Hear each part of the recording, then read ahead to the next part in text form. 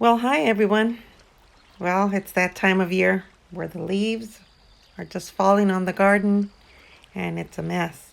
We've had some hot days in the 90s, 95s, and as you guys know, in California it's been windy and it's fire everywhere, and so the air quality hasn't been that great. But I put up the screen again and to try to protect it from all the leaves that go into the garden, but it didn't work. They still find a way to get in there. But the bad news is that I decided to take it off, and then it got hot those days.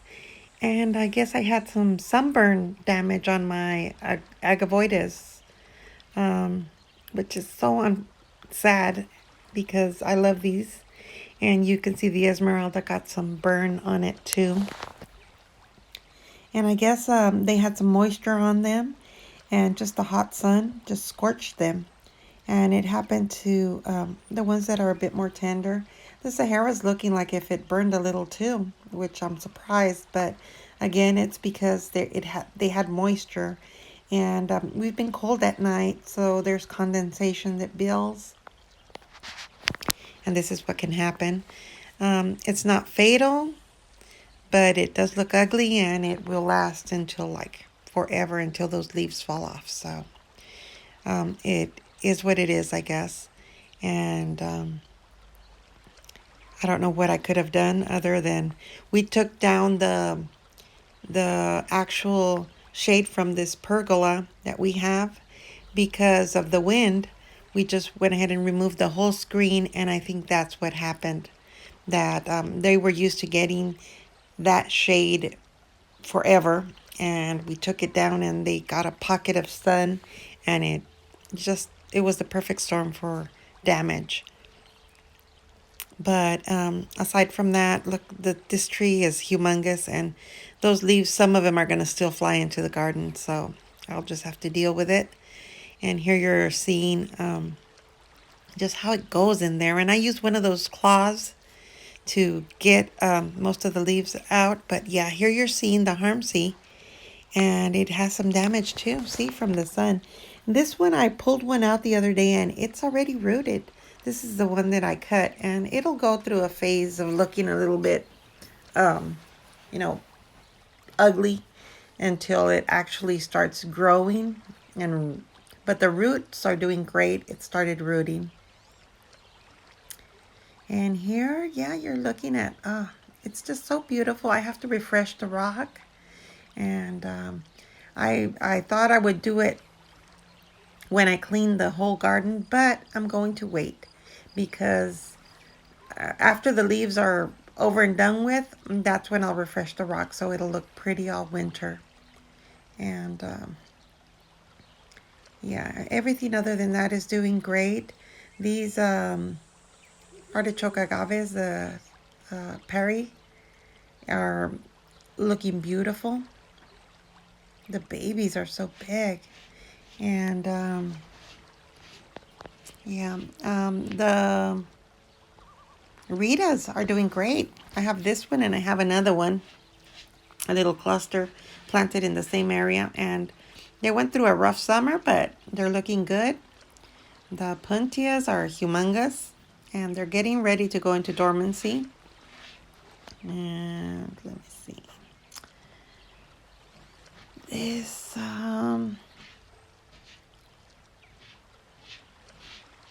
yeah. See, I have some damage there too. Yeah, the little centers, which is what the moisture gathers on the certain leaves and the centers, and yeah, they just fried, which is so sad. This didn't happen last year, so I don't know.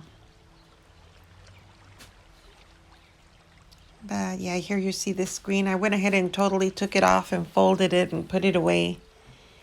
And we're going to be doing some different type of a system. This PVC idea was great for this. It worked fantastically. It protected the plants. But I want something a little more sturdy and just that matches the garden a little bit better, kind of like mimicking this arbor in that area. So we're going to make it out of wood because as you see, it hangs. because we have a bunch of kidders that I'm their caregiver for the community TNR program. So I have kidders coming and going into my garden every day, and they think it's the most perfect hammock up there. And I'm just scared for them that they might fall into the garden, and scared for them and scared for my plants because yeah. Um, that's why I moved my artichoke agave to the other side because they like that corner to sleep in, and they will really hurt themselves if they fall on top of it. So yeah. So yeah. Here I wanted to show you the disaster zone that becomes my little porch on the other side. And as you can see, look at the leaves. They just swirl and gather in that area. Well, but it's a good thing because I get to gather in there. But my copper spoons is just the weirdest. It grew too big, so I'm going to be cutting it. It became elongated, so I'm going to cut off the tip and hopefully encourage it to sprout out and kind of thicken from the top. My Starry Night agave is looking great. I put it in the ground. I put the Dorothea in the ground too. And that one's struggling a little more, but the Starry Night is doing great. And here you're seeing a close-up of the damage. Aw. And this is a Cameronia. And yeah, it got damaged a little bit too, but from the bottom. Look at the big Cameronia though, how beautiful it is. But this one was covered with the mesh completely. This is the ruffled red echeveria, and it's looking better than what it should be, I think. It went through rough times because of all that excess water.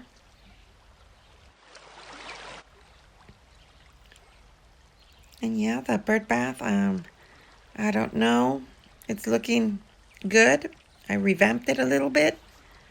And this is what you have to do at the end of the season. You have to really see what made it, what didn't make it, and just, take it out. Ah, this candelabra is beautiful. I revamped these whole bowls. And yeah, so I'm getting ready for the cold weather now. And that's another set of problems. But again, most of these have gone through probably 3 cold seasons. And I know that they'll do okay. I do cover them if it gets close to freezing. But other than that, I get to enjoy the garden and just tweak it. And that's part of a garden. All right, everyone. I hope you enjoyed this video. Thank you so much for watching.